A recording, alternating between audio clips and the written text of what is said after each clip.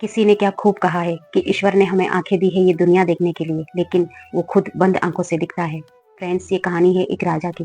राजा जो है वो भगवान की बहुत ही भक्ति करता था, सच्चे दिल से उनकी पूजा पाठ ध्यान करता था। तो एक दिन भगवान ने उसे साक्षात दर्शन दिए। तो जो राजा है वो उन्हें साक्षात देखकर बहुत धन्य हो गया। भगवान उससे कहते हैं कि मैं तुम्हारी सच्ची भक्ति से बहुत ही प्रसन्न हुआ हूँ, बोलो तुम्हें क्या चाहिए। तो राजा कहता है, हाथ जोड़कर कहता है, प्रभु मेरे पास आपका दिया हुआ सब कुछ है, मेरे पास किसी चीज की कमी नहीं है, मेरी प्रजा खुश है, मेरे पास धन धान्य संपदा सब कुछ है, मुझे कुछ नहीं चाहिए, बस मेरी एक छोटी सी एक इच्छा पूरी कर दीजिए कि जैसे आपने मुझे दर्शन दिए हैं ऐसे ही मेरी प्रजा को भी दर्शन दीजिए। तो भगवान कहते हैं कि ये नहीं हो सकता है। तो राजा कहता है कि अब आप आ ही गए हैं तो मेरी ये इच्छा भी पूरी कर दीजिए।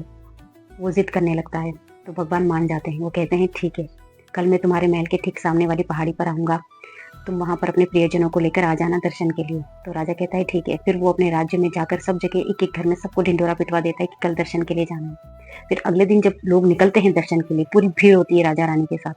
तो चलते चलते रास्ते में तांबे के सिक्कों का ढेर दिखाई देता है। तो उसमें से 50% लोग तो उधर भग जाते हैं इकट्ठा करने के लिए, उनको लालच आ जाता है। फिर बाकी के जो लोग बचते हैं वो आगे रास्ते में चलते हैं। चलते चलते उन्हें चांदी के सिक्कों का ढेर दिखाई देता है। तो 40% जो लोग बचते हैं वो उस चांदी के सिक्कों की तरफ भाग जाते हैं। उनके मन में लालच आ जाता है।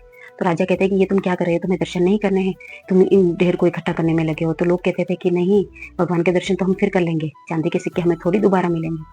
फिर उसके बाद में जो बाकी के लोग बचते हैं उन्हें देखकर राजा थोड़ा खुश होता है, उसका मन शांत होता है कि चलो इतने लोग तो आ रहे हैं, इतने लोग तो भगवान को मानते हैं। तो आगे चलते हुए उन्हें सोने के सिक्कों का ढेर दिखाई देता है। लेकिन क्या होता है कि जो बाकी लोग होते हैं वो उनका भी मन में लालच आ जाता है, वो भाग जाते हैं वहां से उनको इकट्ठा करने के लिए। अब बचते हैं सिर्फ राजा और रानी। तो राजा कहता है कि देखो कैसी दुनिया है, ईश्वर के दर्शन नहीं करना चाहती है और इन सब चीजों के पीछे भाग रही है। तो रानी कहती है कि हाँ आप सही कह रहे हैं। फिर थोड़ा दूर चलने पर उसका हीरो का जो है ढेर दिखाई देता है, चमकते हुए सुंदर हीरे। ये देख के रानी वो भी उससे भी निराश जाता है, वो भी उस हीरो की तरफ भाग जाती है। अब राजा अकेला। अब वो जब वहां पहुंचता है पहाड़ी पर तो भगवान जो है साक्षात पहले से ही पधार चुके थे।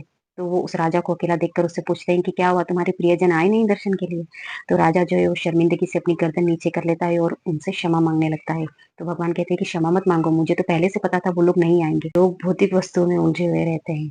जब तक लोग इन सब मोह माया से बंधे रहेंगे तब तक वो मेरे दर्शन नहीं कर पाएंगे।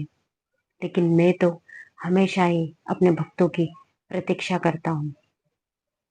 फ्रेंड्स, कहानी अच्छी लगी हो तो लाइक